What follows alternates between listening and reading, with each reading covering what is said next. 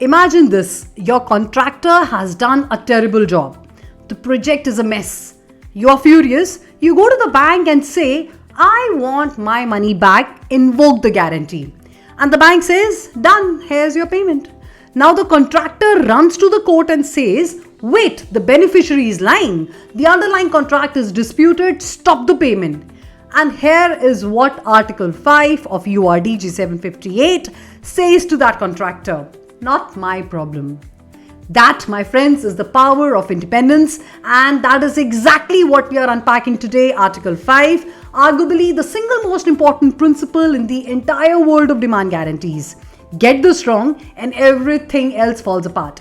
Welcome back to the English Trade Bites, your go-to series for mastering URDG 758, the International Chambers of Commerce ICC's uniform rules for demand guarantees, one article at a time with real examples and zero jargon.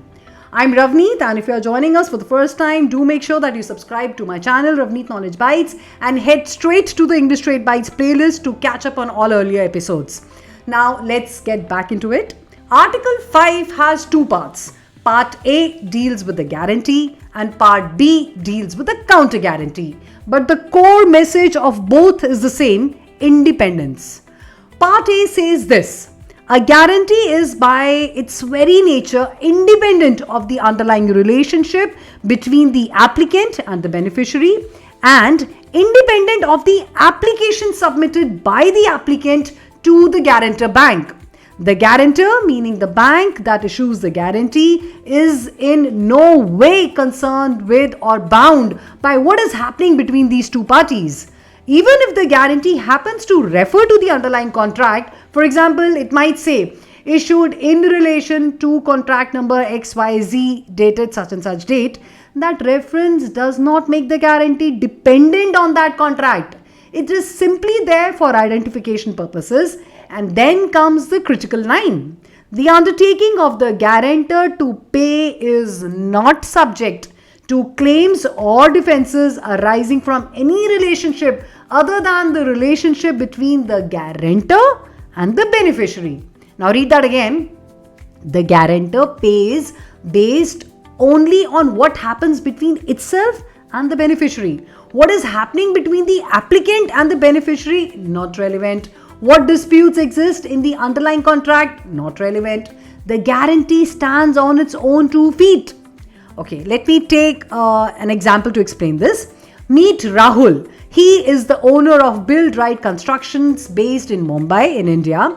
He has just won a large infrastructure contract with a government authority in the UAE. Now, as part of the contract terms, Rahul's bank, let us call it Axis Bank India, issues a performance guarantee in favor of the UAE authority. The guarantee says, if Build Right fails to perform, the UAE authority can demand payment up to a specified amount. Now, midway through the project, there is a dispute. Rahul says the UAE authority changed the scope of the work without paying for the changes. The UAE authority says Rahul is behind the schedule and the work quality is poor.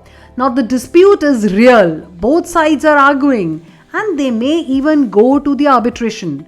But then the UAE authority walks into the guarantee issuing bank, that is Axis Bank, and makes a compliant demand. They present the required documents, everything is in order. Now what does Axis Bank do? Under Article 5, the bank pays. It does not wait for the arbitration result. It does not ask Rahul what he thinks. It does not investigate who is right or wrong in the underlying dispute. Its obligation is to the beneficiary, and if the demand is compliant, it honors the obligation. Rahul can absolutely pursue his remedies in arbitration, in court, wherever. But the payment under the guarantee happens first. That is the independent nature of a guarantee, and that is what makes a demand guarantee so powerful and so valuable as a security instrument. Now let us move to part B, and this is where it gets even more layered. In international trade, it is very common that the guarantee is not issued directly by the applicant's bank. Often you have a chain. Now say Rahul's bank in India, Axis, like we are banking. Now it instructs a local bank in the UAE, let us call Emirates Trade Bank, to issue the guarantee to the UAE authority. And in return, Axis Bank issues a counter guarantee to Emirates Trade Bank. promising to reimburse if it has to pay. So now you have three documents: the underlying contract, the guarantee, and the counter guarantee. Article 5B says the counter guarantee is independent of all of them. It is independent of the guarantee, it is independent of the underlying relationship, it is independent of the application. The counter guarantor, that is Axis Bank in our example, is in no way bound by what is happening anywhere else in the chain. So when Emirates Trade Bank pays the UAE authority under the guarantee, it then makes a demand on Axis Bank under the counter guarantee, and Axis Bank does not get to say, but wait, Rahul's dispute is still pending. Its obligation under the counter guarantee is independent. It pays. Each link in the chain stands on its own. Each obligation is self-contained. That is the elegance of this framework. So why should every trade finance professional deeply understand Article 5?